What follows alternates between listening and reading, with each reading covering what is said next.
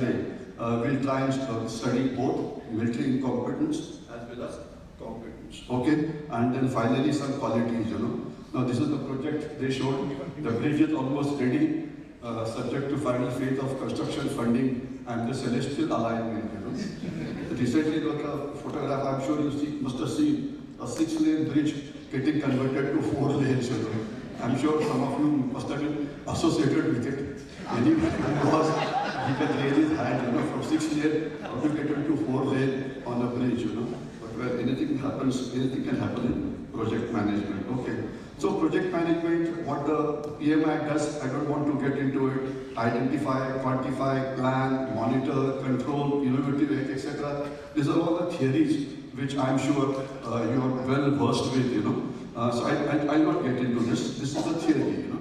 And then there are 4 pillars of project management: the visionary leadership, the pillar of team building and motivation, risk and crisis management, and the ethical delivery. This is a theory. Any book of project management you see, they will tell you all about it, and you can study it from there, or you would have studied it from there. But it doesn't work that way. Any project has many contingencies. Things start going wrong. So what are these contingencies? They are also well known: cost contingency, time contingency, resource contingency, technical qualities, external and regulatory contingencies. So therefore, what you do, the techniques for overcoming these problems of what is called as contingency management is also well known. I'll not get into it. And these are again another set of contingencies which has been put in a format, the scope.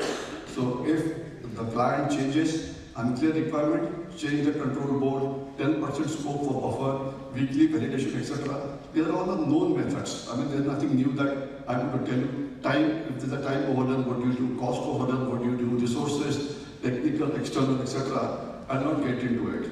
But I'll now try and take you somewhere near the army. And we'll study some successful leaders who succeeded in life and in war. You know, one such leader was General Montgomery. He was a very scientific thinker, and he won many battles in the Second World War. Then there was another leader called General Patton. He did not follow any scientific method. He followed only the intuition. Intuition. Just something came to his mind and he went. And there was another person called General MacArthur. Everybody said, if you don't do this, he said, since everybody is saying it, or since all experts are saying it, I'll do exactly this, what you're telling me not to do, you know. And one such example of it is during the Second World War, in Korea, there's a place called Incheon. So they had wanted to carry out an amphibious landing there to fight the Koreans and the Chinese. Navy said, don't land there, the post is not suitable. Air Force said, don't do it, Air Force can't support you. Army said, we can't go there, area is too mountainous, there are too many problems. So everybody who's supposed to say yes and who's supposed to execute the plan said, we can't do it. So MacArthur said, because everybody is saying it, I will do it now. And he landed at Incheon against the advice of Air Force, Navy and Army. And Incheon was the biggest success as an amphibious landing in the history of warfare because nobody expected it. Okay, so that is what happens when you swim against the current. But can you swim against the current every time? Well, you require a certain recipe for it, and that is what he did. You know. Then we come down to national level. You have General Thimaiyya, who's supposed to have saved Ladakh from going to Pakistan. When he reached there in 1947, he found Ladakh had no troops. So he told the Air Force commander there, we have to go there. So what can we go there? So the Air Force commander said, sorry, my aircraft can only fly up to the height of 11,000 feet. You can't go there, there is no landing strip, etc. You know, everything is against you. So General Thimaiyya tells him, okay, in that case, in the first aircraft, I will go on a height where Air Force can never go, land on a grassland where Air Force has never landed. So when the Air Force commander was a person called Meher Singh, he said, okay, in that case, I will pilot the aircraft. So they broke all the technical rules. And of course, if you break the technical rules here, you know what happens, you know. And landed in Ladakh on a grassland. And Ladakh was saved. In fact, there's a very famous photograph available in the museum at Ladakh. in which the locals there, when they saw the aircraft landing there, they had never seen aircraft in their whole life, so they thought it was a flying horse.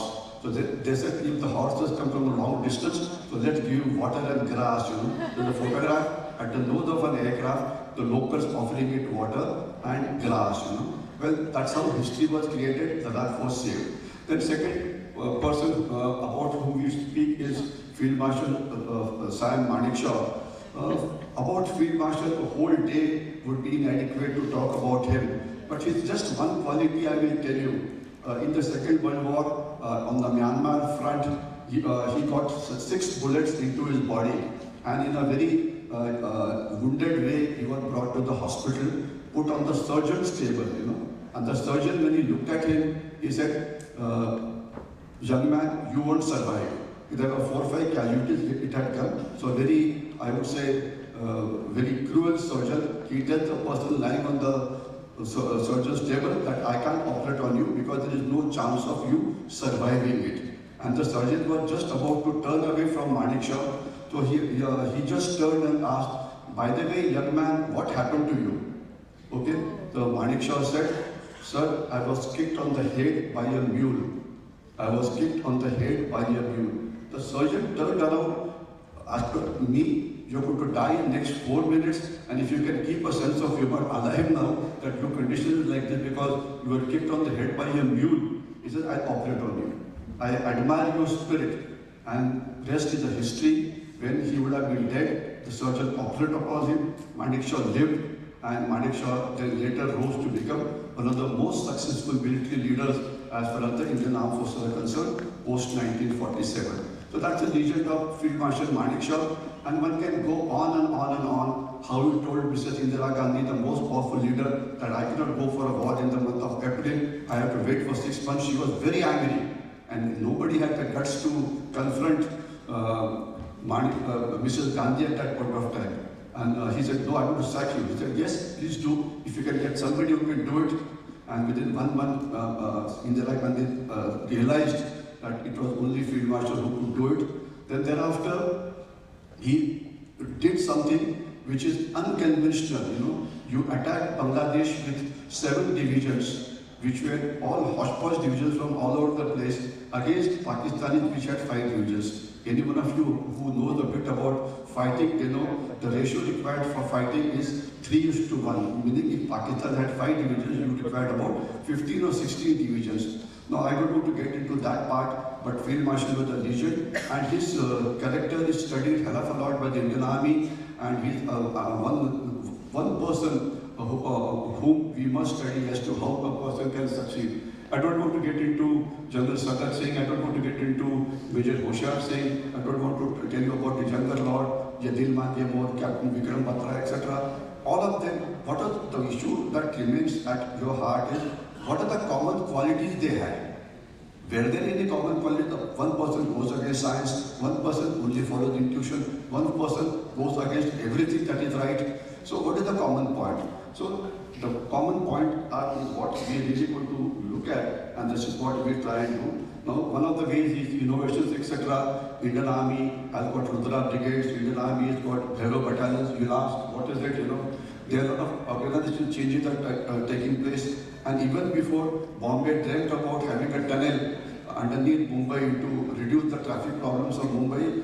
Army constructed 29 tunnels in J&K and ensured that you could move in a mountainous area like as if you are moving on a Mumbai-Pune express highway. You know, the biggest tunneling ever has been done by the Indian Army, because in a mountainous area, if you don't have tunnels, if you have to go up, down, every time you change a valley, it is tremendous. And what kind of an infrastructure revolution is there that can be seen by people who have seen what was there earlier. Now, it is not only technology that matters. Innovative ideas is one of this thing. Now, Indian Army will be the only army which is using a camel called double hump camel, or called the Bacterian camel. This camel at the super high altitude of Ladakh carries a weight of about 70 to 80 kg, and he was recently displayed in the 26th January Republic Day parade. And what you see in white are the Zanskar ponies, you know, which are local ponies in the taluka of Zanskar. So this is something highly innovative which Indian Army is trying to do, and double run camels and trained raptors, etc. Now today we are trying to fight the drones with the help of raptors, with the help of eagles, etc. Have they succeeded? Yes, somewhat. It is definitely introduced an element of, let's say, surprise, and Pakistan is definitely worried about it. Now, what is common right now is the human element, The most important person and the most important element in any project management are the leaders, the team, the situation. And that is here where the human qualities are very, very important, because it is the human beings who run the project. You will hear the word war and war-like situation, but the principles are basically the same which you can apply in your day-to-day life. So this is what I'll try and cover, the human factors in difficult situations. How do you overcome these human factors, and what is the theory of military incompetence, and what is the kind of leadership qualities that you must have. Okay, I have already been given this thing from behind, your time is getting over. That is where I love that person called Arnab Goswami, I wonder if you have ever observed his debate, on the TV, he has about 700 people sitting there, and everybody is shouting, "I will to glory." Everybody's mic is off. The only mic on is of Arnab Goswami. So the only other story you can hear that of Arnab Goswami. So before my mic is closed, I will go for a fast forward. T20 ka zamana hai. You have to hit sixer of every ball. So you have uncertainty, you have fluidity, you have disorder, you have moral courage, you have fear, you have risk. So what are the leadership styles that you need to use? Now just see uncertainty. Uncertainty is very common.